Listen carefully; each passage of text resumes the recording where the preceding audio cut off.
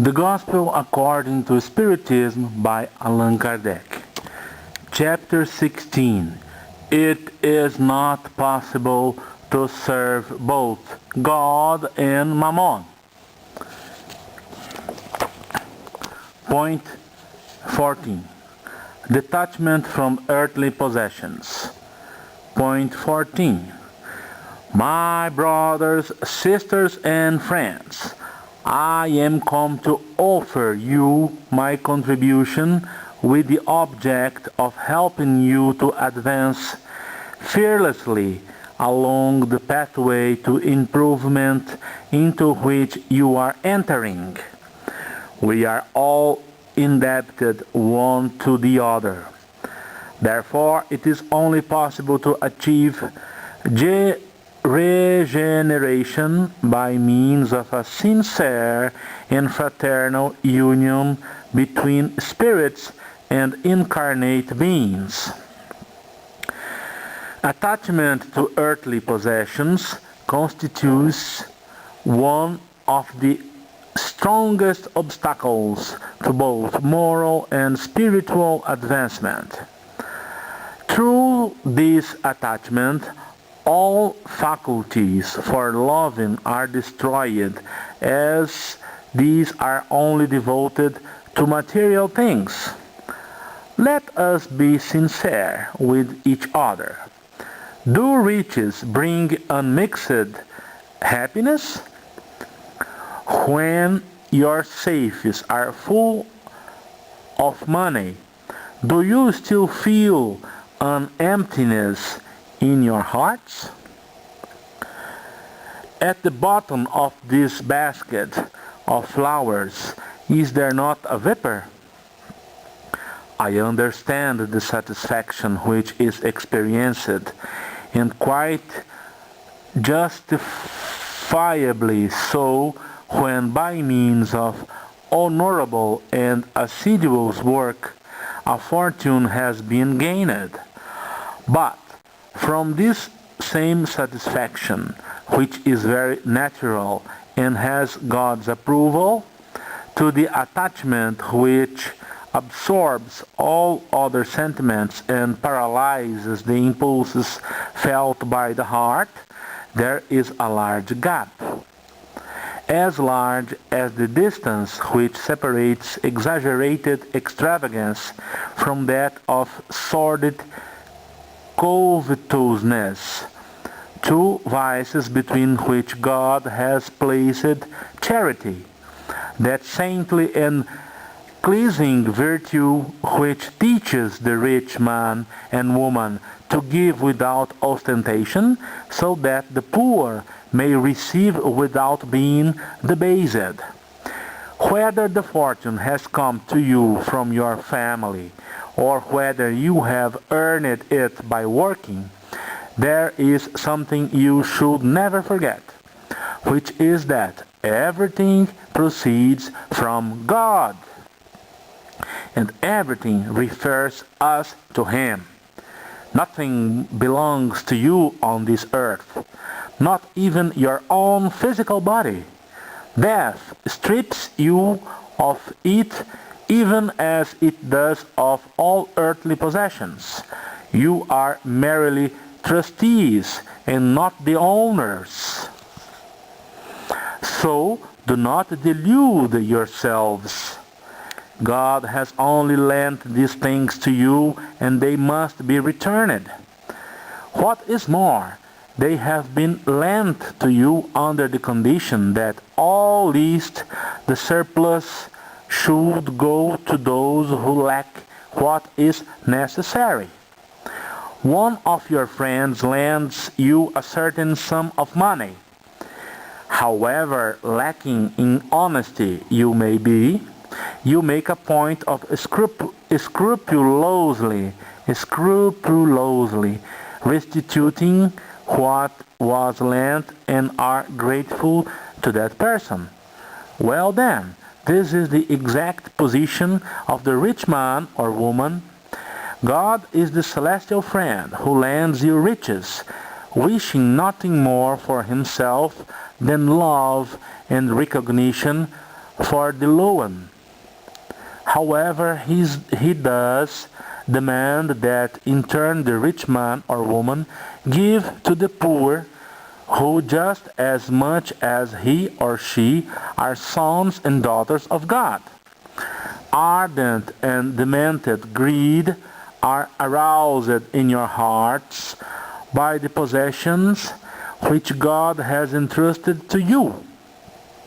Have you ever stopped to think that when you allow yourselves to become immoderately attached to a valuable or perishable object which is just as transitory as yourselves, that one day you will have to account to God for what has been done with that which came from God? Have you forgotten that by means of riches you assume a sacred mission of charity here on earth, to be intelligent distributors? Hence, when what was entrusted to you is used only for your own benefit, does it not follow that you are unfaithful trustees?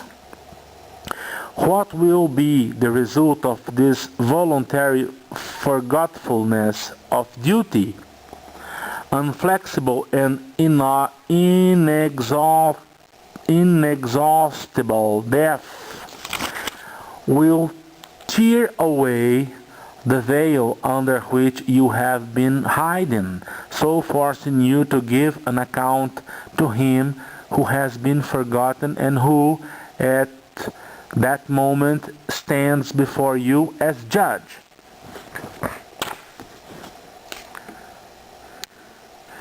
It is useless to try to delude yourselves while on earth by covering up under the name of virtue what is usually nothing more than selfishness. It is useless to call that which is only greed and cupidity by the name of economy and foresight, or to call that which is only prodigality for your own advantage by the name of generosity. For example, a father abstains from practicing charity, economizes and accumulates wealth so that, as he puts it, he may leave his children the greatest possible amount of property in order to avoid their ever-knowing misery. This is very just and fatherly, I agree, and no one can censure him for this. But is it always the only motive behind his action? Does he not frequently feel bound by his own conscience to justify this personal attachment for earthly possessions, both in his own eyes and those of the world? However, even if paternal love be the only motive, is that reason enough to forget his brothers and sisters before God? When he has a surplus, will he leave his children in misery if they have a little less? In this manner, is he not giving them a lesson in selfishness and hardening their hearts? Will it not cause their love for their neighbors to wither away? Mothers and fathers, you are laboring under a grave error if you believe this is the way to gain affection from your children. By teaching them to be selfish with others, you are only teaching them to be selfish with you too. The man who has worked very hard in his life, and who, by the sweat of his brow, has accumulated possessions, is commonly heard to say that the value of money is better appreciated when it has been worked for. This is very true. Well then, This man who declares he knows the full value of money should practice charity. His merit will then be greater than the one who, being born to abundance, is ignorant of toil and work. But also, if this same man who remembers his own sufferings and endeavors is selfish and unmerciful to the poor, he will be more guilty than the other, since the more each one knows for themselves the hidden pains of misery, the greater tendency there should be to help others. Unhappily, in men and women who possess riches, there is always a sentiment as strong as their attachment for the riches themselves, and that is pride. Not infrequently, the newly rich can be seen making someone who asked for assistance dizzy with the tales of their successes and abilities instead of helping, and then end by saying, "Do as I did." According to their way of thinking, God's goodness doesn't even enter into the matter of their having obtained these riches, the merit for having obtained them being theirs alone. Their pride has blinded their eyes and deafened their ears. Despite their intelligence and aptitudes, they still do not understand that with only one word God can cast them down upon the earth. The squandering of riches is not a demonstration of detachment from worldly goods, merely carelessness and indifference. Man, as the trustees of these goods, has no right to dissipate them, neither has he the right to confiscate them for his own benefit. Extravagance is not generosity, rather it is frequently a type of selfishness. Someone who spends money by the handful in order to satisfy a fantasy will perhaps not give even a penny to someone in need.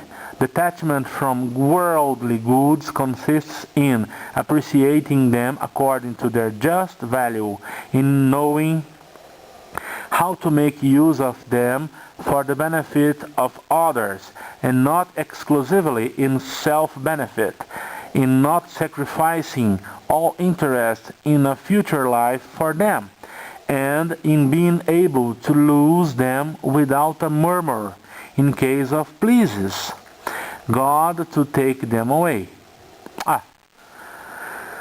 Não é isso. Detachment from worldly goods consists in appreciating them according to their just value, in knowing how to make use of them for the benefit of others, and not exclusively in self-benefit, in not sacrificing all interest in a future life for them, and in being able to lose them without a murmur, in case it pleases God to take them away. If due to unforeseeable circumstances you become as Job, then say as he did, "Lord, you have given and you have taken away. Let your will be done." This is true detachment. Above all else, be submissive and trust He who, having given and taken away, may once again restitute what was taken. Resist disanimation and desperation with all your courage, as these paralyze your strength. When God causes you to suffer a blow, never ever forget that alongside the most painful trial, He, God, always places a consolation. Above all, ponder the point that there are possessions infinitely more precious than those who be found on earth, and his thought will help you towards detachment. The less attachment you have for something means the less sensitive you will be to its loss. The man or woman who holds on to earthly possessions is like a child who sees only the moment, whereas the person who is able to detach themselves is like an adult who sees the more important things in life because they understand the prophetic words of the Savior. My kingdom is not of this world, Jesus. The Lord orders no one to dispose of what they possess, since this would condemn them to voluntary pauperism, seeing that those who did this would turn themselves into social encumbrances. To proceed in this manner is to misunderstand the true meaning of detachment from worldly goods. In fact, this is a selfishness of another kind, because it means that the individual exempts themselves from the responsibility which riches have placed on all who possesses them. God gives riches to those He considers apt to administer them for the benefit of others. The rich person is given a mission which can be beautified by him and be personally profitable. To reject the riches when God has bestowed them is to renounce the benefits of the goodness it can do when administered with good judgment. By knowing how to do without them when you do not have them, knowing how to employ them usefully when you receive them, and by knowing how to sacrifice them when necessary, you are proceeding according to God's wishes. Well then, let those into whose hands has come what in the world is called goodly fortune say, 2 points. My Lord, you have entrusted me with a new mission. Give me the strength to fulfill it according to your wishes. My friends, brothers and sisters, and friends, here you have what I wished to teach you about detachment from worldly possessions. I would summarize what I have written by saying, know how to be content with only a little. If you are poor, do not envy the rich, because riches are not necessarily happiness. If you are rich, then do not forget that these riches at your disposal are only entrusted to you, and that you will have to justify the use to which you put them, just as you would have to give in account of an investment for which you are responsible.